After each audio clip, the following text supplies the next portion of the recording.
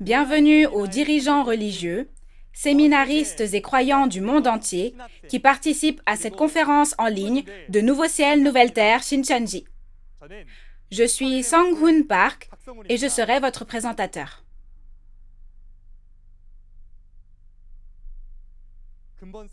Cette conférence permet d'écouter la parole que les croyants ont toujours désiré connaître. C'est la parole de témoignage concernant les secrets du royaume des cieux cachés en paraboles dans les 66 livres de la Bible et le témoignage de leur accomplissement physique. De nombreux croyants ont été étonnés lorsque les paroles cachées en paraboles sur les secrets du royaume des cieux ont été révélées et témoignées une par une à travers les conférences précédentes. De plus, il y a beaucoup de bonnes nouvelles, de personnes voulant devenir un dans la parole de Dieu. Afin que davantage de personnes réalisent les secrets du royaume des cieux, les paroles d'aujourd'hui sont également diffusées simultanément dans les langues du monde entier.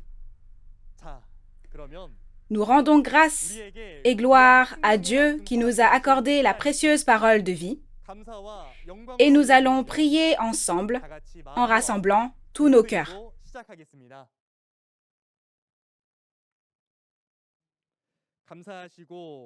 Dieu le Père, envers qui nous sommes reconnaissants. Nous vous rendons grâce et gloire d'avoir ouvert la voie à tous les peuples du monde pour venir au royaume des cieux, en témoignant des paraboles des secrets du royaume des cieux et de leur accomplissement physique dans le monde entier. S'il vous plaît, donnez-nous la parole de Dieu qui est comme la précieuse lumière de la vie aujourd'hui encore et guidez-nous afin que ce soit un temps de grâce au cours duquel nos esprits soient ravivés. Donnez le Saint-Esprit à l'instructeur qui prêchera la parole afin que tous ceux qui écoutent puissent réaliser clairement le royaume des cieux et déborder d'espérance et de grâce et que Dieu le Père seul soit glorifié. Nous espérons que votre grâce et votre amour sans limite combleront tous les habitants du village planétaire.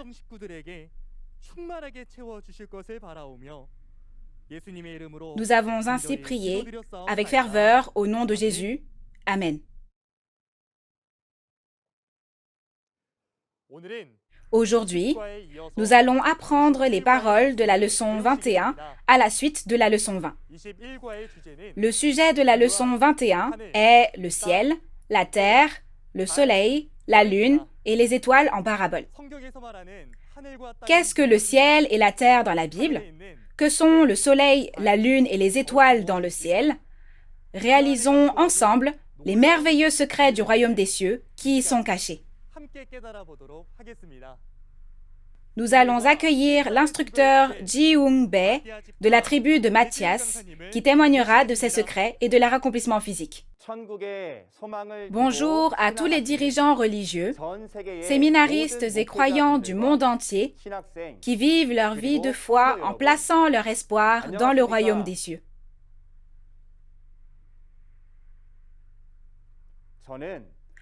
Je suis Ji-Hoong-bae, un instructeur du centre qui a appris du chef de la tribu de Matthias, une des 12 tribus de Nouveau Ciel, Nouvelle Terre, Shincheonji. Notre chef de tribu a lui-même appris du président de Nouveau Ciel, Nouvelle Terre, Shincheonji, Man Hee-lee. Merci beaucoup de participer à la conférence en ligne de Nouveau Ciel, Nouvelle Terre, Shincheonji, témoignage sur les paraboles et la réalité des secrets du royaume des cieux, aujourd'hui. Il y a 2000 ans, Jésus a parlé des secrets du royaume des cieux en parabole. Et Jésus a promis dans Jean 16, 25 que ces secrets du royaume des cieux seront témoignés clairement avec leur réalité lorsque la prophétie sera accomplie. Aujourd'hui, la raison pour laquelle nous pouvons clairement témoigner des secrets du royaume des cieux est que la réalité des paraboles est apparue, car le temps est venu, comme Jésus l'a promis. Alors, j'espère sincèrement que vous écouterez attentivement les paroles des secrets du royaume des cieux pendant ce temps et que ce sera un moment précieux pour vous au cours duquel vous pourrez recevoir la grâce. Alors, regardons le titre du sermon que je vais prêcher aujourd'hui. Le titre de la leçon numéro 21 est « Le ciel, la terre, le soleil, la lune et les étoiles en parabole ». Dans la Bible, on parle du ciel, de la terre, du soleil, de la lune et des étoiles, de la nature dans le monde physique dans lequel nous vivons, que nous voyons avec nos yeux. Et comme dans le titre du sermon d'aujourd'hui, on parle aussi du ciel, de la terre, du soleil, de la lune et des étoiles spirituelles. Parmi les dirigeants religieux qui assistent à cette conférence, je pense que certains d'entre vous connaissent peut-être déjà le ciel, la terre, le soleil, la lune et les étoiles en parabole, et il y en a d'autres qui doivent en apprendre plus. Mais même si vous savez déjà ces choses, j'apprécierais que vous écoutiez attentivement lorsque j'en témoignerai une fois de plus aujourd'hui. Tout d'abord, laissez-moi vous donner la réponse pour le ciel et la terre en parabole. Le ciel est le tabernacle du peuple élu et la terre signifie la chair. Et le soleil dans le ciel signifie le pasteur, la lune signifie l'évangéliste et les étoiles sont les fidèles. Alors, découvrons à partir de maintenant pourquoi les réponses aux paraboles sont comme indiquées ci-dessus à travers la Bible. Lisons d'abord Genèse 37, versets 9 à 11, qui est le verset concernant cette parabole. Il eut encore un autre songe, et il le raconta à ses frères. Il dit, « J'ai eu encore un songe, et voici, le soleil, la lune et 11 étoiles se prosternaient devant moi. » Il le raconta à son père et à ses frères. Son père le réprimanda et lui dit, « Que signifie ce songe que tu as eu ? Faut-il que nous venions, moi, ta mère et tes frères, nous prosterner en terre devant toi ?» Ses frères eurent de l'envie contre lui, mais son père garda le souvenir de ces choses. Vous avez bien lu. En regardant le contenu du verset sur la parabole, la famille de Jacob a été comparée au soleil, à la lune et aux étoiles. Où sont le soleil, la lune et les étoiles? Oui, dans le ciel. Alors, l'endroit où se trouve la famille de Jacob peut être appelé le ciel. Par conséquent, dans la Bible, le peuple élu comme la famille de Jacob est comparé au soleil, à la lune et aux étoiles, et le tabernacle où se trouve ce peuple élu est comparé au ciel.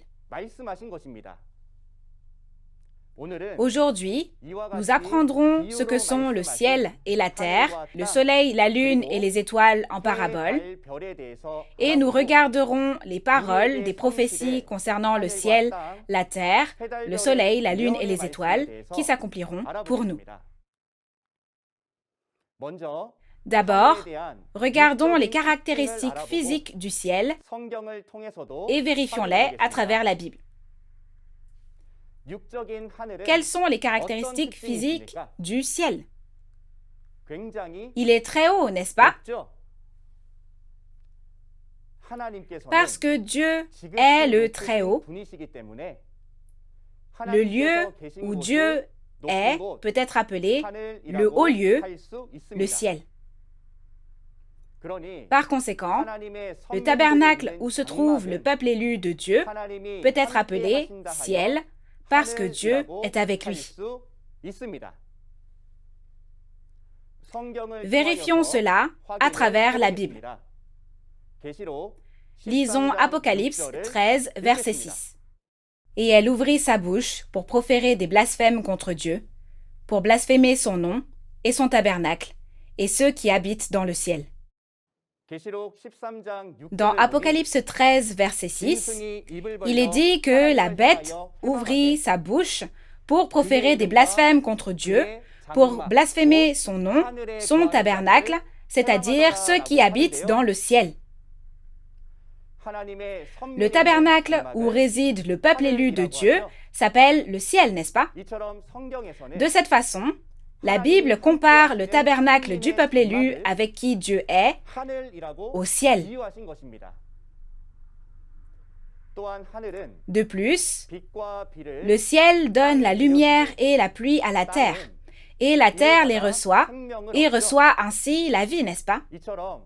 De cette façon, la terre spirituelle reçoit les paroles comme la lumière et la pluie dans le tabernacle, qui est le ciel en parabole, et est donc la chair appartenant au tabernacle et obtenant la vie. Vérifions cela dans la Bible.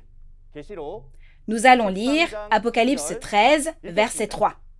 L'une de ses têtes était comme blessée à mort, mais sa blessure mortelle fut guérie. Remplie d'admiration, la terre entière suivit alors la bête. Vous avez bien lu. Dans Apocalypse 13, verset 3, il est dit que toute la terre fut étonnée et suivit la bête. Si cette terre était la terre du monde naturel, du monde physique, comment se déplacerait-elle pour suivre la bête? Cela fait référence à la terre et à la bête en parabole. Cette bête est le faux pasteur qui est entré dans le tabernacle du peuple élu, et la terre est la chair qui suit ce faux pasteur. De cette manière, nous avons vu dans la Bible que le ciel en parabole signifie le tabernacle du peuple élu et la terre en parabole signifie la chair. Ensuite, regardons le ciel et la terre en parabole à travers les paroles de l'Apocalypse où sont écrites les prophéties à propos d'aujourd'hui. Lisons Apocalypse 21, verset 1. Puis je vis un nouveau ciel et une nouvelle terre, car le premier ciel et la première terre avaient disparu, et la mer n'était plus. Vous avez bien lu. Cela signifie-t-il que le ciel et la terre de la nature dans laquelle nous vivons disparaîtront et qu'un nouveau ciel et une nouvelle terre naturelle seront créés? Ça n'a aucun sens, n'est-ce pas? La bonne nouvelle, c'est que le ciel et la terre physique ne disparaîtront pas. C'est parce que le ciel et la terre évoqués ici sont en parabole. Alors, qu'est-ce que le premier ciel et la première terre qui disparaissent et le nouveau ciel et la nouvelle terre qui sont recréés? Le premier ciel et la première terre font référence au tabernacle du peuple élu et à ses membres avec lesquels Dieu était auparavant, c'est-à-dire l'Église traditionnelle et ses membres. Si les fidèles dans le tabernacle du peuple élu avec qui Dieu était pêchent et se corrompent, Dieu les juge et y met fin. Et il crée un nouveau tabernacle et de nouveaux fidèles. Cela signifie que les anciennes églises traditionnelles corrompues prennent fin et qu'un nouveau tabernacle et de nouveaux fidèles seront créés dans la nouvelle ère. Par conséquent, le premier ciel et la première terre étaient le tabernacle du peuple élu et ses membres que Dieu a quittés.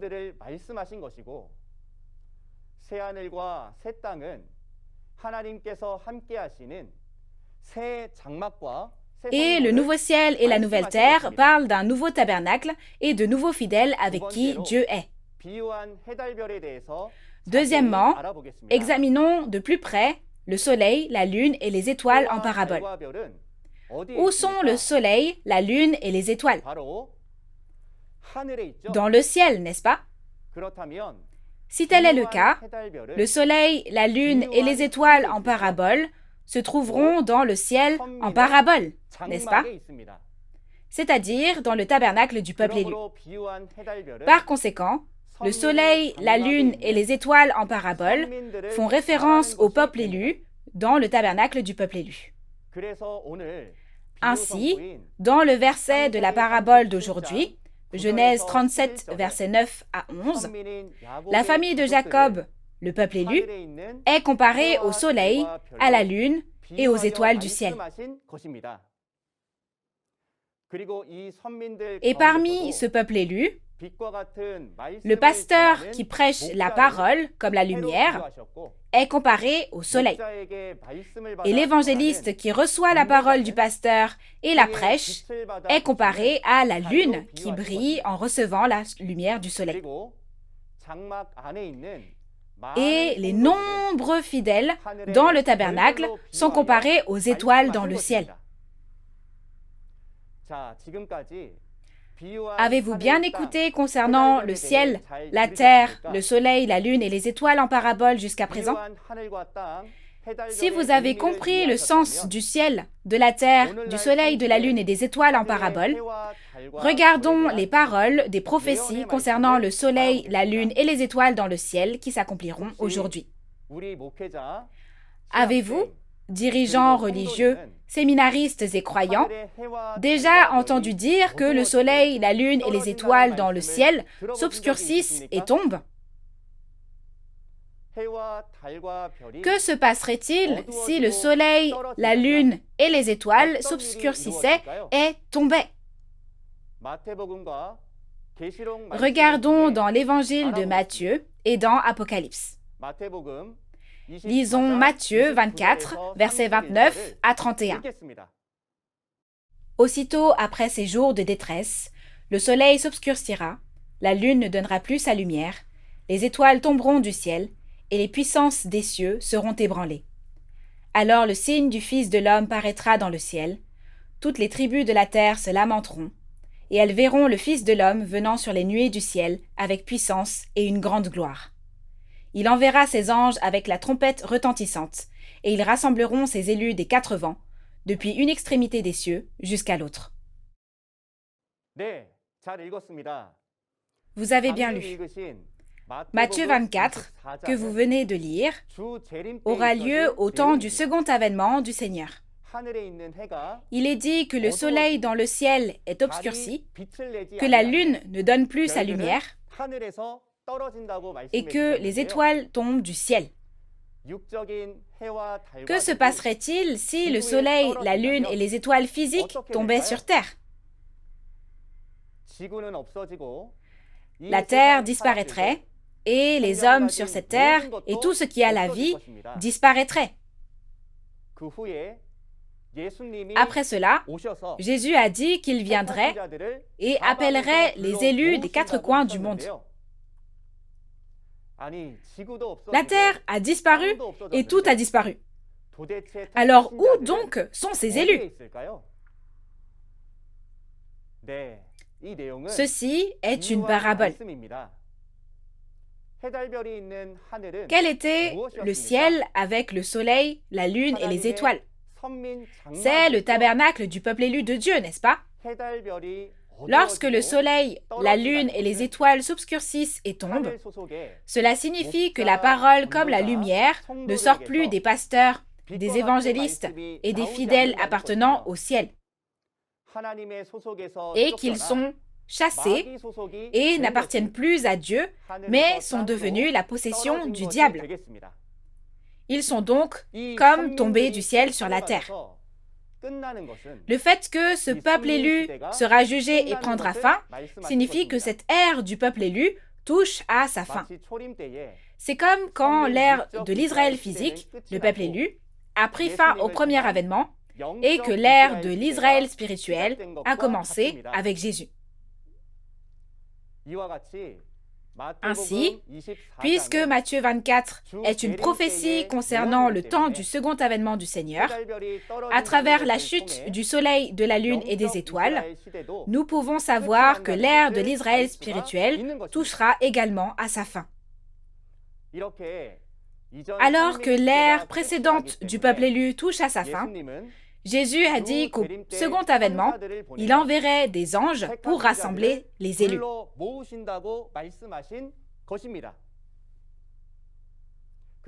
Si tel est le cas, qui sont ceux que Jésus, avec les anges, a choisis et réunis?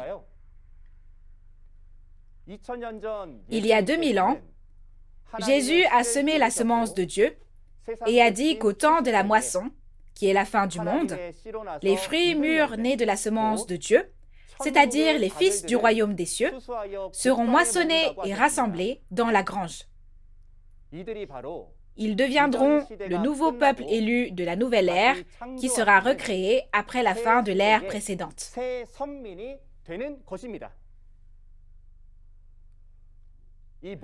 Tout cela se passe aujourd'hui même, au second avènement du Seigneur. C'est pourquoi, au second avènement du Seigneur, nous ne devrions pas être dans l'ère qui prend fin par le jugement, mais nous devrions plutôt devenir le nouveau peuple élu créé à nouveau, appartenant à la nouvelle ère. Cependant, si l'on ne réalise pas cela et que l'on reste dans l'ère précédente, on sera jugé et prendra fin avec elle. Ainsi, dans Matthieu 24, 37 à 39 et Luc 17, 26 à 30, n'est-il pas dit que le temps du second avènement du Seigneur est comme le temps de Noé et le temps de Lot? Au temps de Noé, Dieu a mis fin au monde d'Adam qui a péché. Et il a accompli une nouvelle œuvre avec Noé, n'est-ce pas? À cette époque, pour recevoir le salut, il fallait monter dans l'arche de Noé.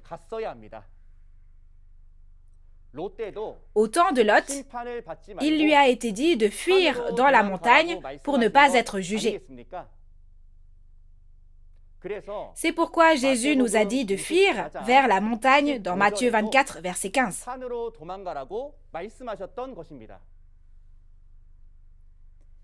La même chose est dite dans l'Apocalypse. Nous examinerons ce contenu en détail à travers Apocalypse 6 et 7 et découvrirons où se trouve la montagne vers laquelle nous devons fuir. Lisons Apocalypse 6, versets 12 à 14. Je regardais quand il ouvrit le 6e sceau, et il y eut un grand tremblement de terre, le soleil devint noir comme un sac de crin, la lune entière devint comme du sang, et les étoiles du ciel tombèrent sur la terre, comme lorsqu'un figuier secoué par un vent violent jette ses figues vertes. Le ciel se retira comme un livre qu'on roule, et toutes les montagnes et les îles furent remuées de leur place. Vous avez bien lu. Dans Apocalypse 6, au temps de l'accomplissement de l'Apocalypse, le peuple élu de Dieu pêche, trahit et finit par être jugé. Il est dit que le soleil s'assombrit, que la lune devient comme du sang et que les étoiles tombent. Les événements d'Apocalypse 6 ont lieu dans le ciel, le tabernacle du peuple élu, et le peuple élu a été jugé et a pris fin. Cela parle donc de la fin de l'ère du peuple élu. Ainsi, lorsque les paroles de cette prophétie s'accompliront, l'Église traditionnelle de l'Israël spirituel et ses membres, qui étaient le peuple élu, seront jugés et prendront fin. que se passera-t-il quand cela se terminera ainsi? Après cela, il faut créer le nouveau peuple élu de la nouvelle ère, n'est-ce pas? C'est le contenu d'Apocalypse 7. Après cela, dans Apocalypse 7, verset 1, signifie après que le soleil, la lune et les étoiles ont été jugés et ont pris fin dans Apocalypse 6. Et en ce temps-là, les 144 000 des 12 tribus sont créés en étant scellés avec la parole de Dieu. Et à partir du verset 9, au milieu de la grande tribulation, une multitude en blanc indénombrable est créée. Ces derniers deviendront le nouveau peuple élu de la nouvelle ère, soit le nouveau tabernacle et les nouveaux fidèles de Dieu. Dans Apocalypse 21, il est dit que le premier ciel et la première terre ont disparu et qu'un nouveau ciel et une nouvelle terre ont été créés. Ce nouveau ciel et cette nouvelle terre, en caractère chinois, se disent Shin, Chun, Shin, Ji, et en abrégé, cela donne Shin-Chon-ji. Ces 12 tribus de Shin-Chon-ji sont le lieu du salut avec qui Dieu est au temps de l'accomplissement de l'Apocalypse. Et dans Apocalypse 14, c'est la montagne de Sion où Dieu, Jésus et les 144 000 des 12 tribus scellées sont rassemblés. C'est la montagne où nous devons fuir au second avènement du Seigneur et le nouveau ciel et la nouvelle terre où Dieu vient. Chers dirigeants religieux, séminaristes et croyants, que devons-nous faire si ces paroles sont vraies? Dans Matthieu 8, versets 11 à 12, Jésus a dit que les fils du royaume seront chassés dans les ténèbres du dehors et que de nombreuses personnes venant de l'Orient et de l'Occident se rassembleront et s'assiéront au royaume des cieux. J'espère donc que nous deviendrons tous les enfants du royaume des cieux qui entreront au nouveau ciel et à la nouvelle terre, et non le premier ciel et la première terre qui seront jugés et prendront fin. Maintenant, nous allons voir la conclusion de la parole d'aujourd'hui. Tout d'abord, le ciel en parabole est le tabernacle du peuple élu, et la terre en parabole est la chair qui lui appartient. Le soleil, la lune et les étoiles en parabole sont le peuple élu, et parmi ce peuple, le soleil représente le pasteur, la lune l'évangéliste, et les étoiles, les fidèles. Deuxièmement, au temps de l'accomplissement de l'Apocalypse, le premier ciel et la première terre qui disparaissent représentent l'Église traditionnelle et ses membres, et le nouveau ciel et la nouvelle terre avec qui Dieu est sont les 12 tribus de nouveau ciel, nouvelle terre Shin-Chon-ji et ses fidèles. Troisièmement, au temps de l'accomplissement de l'Apocalypse, le soleil, la lune et les étoiles qui s'obscurcissent et tombent sont les pasteurs, les évangélistes et les fidèles du premier ciel qui disparaît. C'est la parole qui nous informe de la fin de l'ère de l'Église traditionnelle. Cependant, par la suite, il est dit qu'un nouveau ciel et une nouvelle terre sont créés. N'est-ce pas un grand espoir pour nous? Je prie pour que vous alliez à ce nouveau ciel et cette nouvelle terre et que vous deveniez des enfants du royaume des cieux. Avez-vous bien écouté la parole d'aujourd'hui? J'espère que vous deviendrez des chefs religieux, séminaristes et fidèles qui se rapprochent un peu plus de l'espoir du royaume des cieux à travers la parole sur les secrets du royaume des cieux d'aujourd'hui. La prochaine fois, nous en apprendrons davantage sur les 3 types d'Israël dans la leçon introduction numéro 22. L'instructeur qui délivrera la parole la prochaine fois est une personne remarquable et sera plus intéressant et amusant. J'espère que vous recevrez beaucoup de grâce. Enfin, nous sommes un en Dieu et en Jésus. En ce sens, clamons tous ensemble, We are one, nous sommes un. We are one, nous sommes un. Nous allons prier. Dieu notre Père, qui est saint, et envers qui nous sommes reconnaissants. Aujourd'hui, en ce temps où l'œuvre de Dieu s'achève, nous vous sommes vraiment reconnaissants de la grâce que vous nous avez accordée de recevoir cette parole très précieuse. De plus, par ce son de la 7e trompette, cette conférence en ligne que vous nous avez permis d'avoir, que tous ceux qui ont assisté à cette conférence, en écoutant bien et en réalisant cette parole, soient guidés au royaume des cieux, le royaume de Dieu.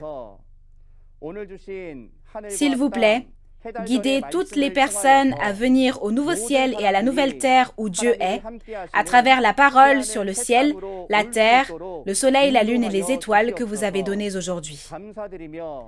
Nous vous rendons grâce et nous avons prié sincèrement au nom de Jésus qui est rempli d'amour. Amen. Merci d'avoir écouté jusqu'au bout. Jésus a dit qu'il a vaincu le monde. Que signifie le fait que Jésus a vaincu le monde? La chrétienté, qui est l'Israël spirituel, est-elle le peuple élu de Dieu pour toujours? Ne faut-il pas qu'il y ait à nouveau le peuple élu du royaume de Dieu? Au temps de l'accomplissement de l'Apocalypse, qui est le second avènement du Seigneur, qui devient le peuple élu du nouvel Israël spirituel, le royaume de Dieu? Témoignage sur les paraboles et la réalité des secrets du royaume des cieux. Aujourd'hui, nous avons partagé la parole sur le ciel, la terre, le soleil, la lune et les étoiles en paraboles de la leçon numéro 21. Je crois que vous avez passé un moment très béni à travers la parole. Croyants du monde entier, malgré les différences de frontières, d'origine, de langue et de genre, nous avons tous la même sincérité dans notre aspiration à la parole de Dieu. Je crois que nous sommes un dans l'amour de Dieu et sa parole de vérité. Pour devenir un dans la parole, les églises, les écoles de théologie et les dirigeants religieux du monde entier veulent signer un protocole d'entente avec Nouveau Ciel, Nouvelle Terre, Shincheonji, et beaucoup sont en train d'être signés. Si vous avez d'autres questions sur Nouveau Ciel, Nouvelle Terre, Shincheonji, Église de Jésus et sa parole, n'hésitez pas à nous contacter à tout moment par courriel ou par téléphone. Nous vous en serions reconnaissants. Nous vous informerons en détail et avec amabilité. Lors de la prochaine conférence, nous vous témoignerons des 3 types d'Israël dans la leçon numéro 22. Nous vous demandons d'être avec nous jusqu'à la fin du témoignage sur les paraboles et la réalité des secrets du royaume des cieux. Enfin, je voudrais remercier les dirigeants religieux, les séminaristes et les fidèles du monde entier qui nous ont honorés de leur présence. Avec cela, nous allons finir et nous allons faire la prière que le Seigneur nous a enseignée. Notre Père qui es aux cieux, que ton nom soit sanctifié, que ton règne vienne, que ta volonté soit faite sur la terre comme au ciel. Donne-nous aujourd'hui notre pain de ce jour. Pardonne-nous nos offenses, comme nous pardonnons aussi à ceux qui nous ont offensés. Et ne nous laisse pas entrer en tentation, mais délivre-nous du mal. Car c'est à toi qu'appartiennent le règne, la puissance et la gloire, au siècle des siècles. Amen.